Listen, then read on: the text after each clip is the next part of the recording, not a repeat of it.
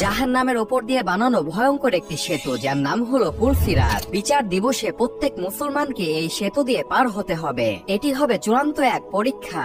এই সেতুটি জাহান্নামের ওপর দিয়ে বানানো হয়েছে, আর এই সেতুর শেষ প্রান্তে থাকবে জান্নাত। যে ব্যক্তি এই সেতু পার হয়ে যাবে সে ব্যক্তি জান্নাতে চলে যাবে, আর যে ব্যক্তি পুলসিরাত পার হতে গিয়ে নিচে পড়ে যাবে সে ব্যক্তি জাহান্নামে চলে যাবে।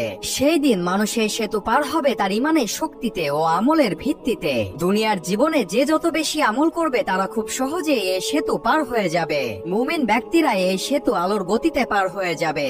আবার কিছু মুমিন ব্যক্তিকে ফেরেশতা এসে নিজ হাতে সাহায্য করে পার করে নিয়ে যাবে। আর যে সকল ব্যক্তি দুনিয়াতে দুর্বল আমল করবে তারা এই সেতুতে ধীর গতিতে আগাবে এবং চলতে চলতে তারা নিচে পড়ে যাবে, অর্থাৎ জাহান্নামে পড়ে যাবে। একবার চিন্তা করে দেখুন, আপনি এমন একটি ব্রিজ পার হচ্ছেন যার নিচে জাহান্নামের আগুন দাউ দাউ করে জ্বলছে। এই দৃশ্যটা কতটা ভয়ঙ্কর হতে পারে।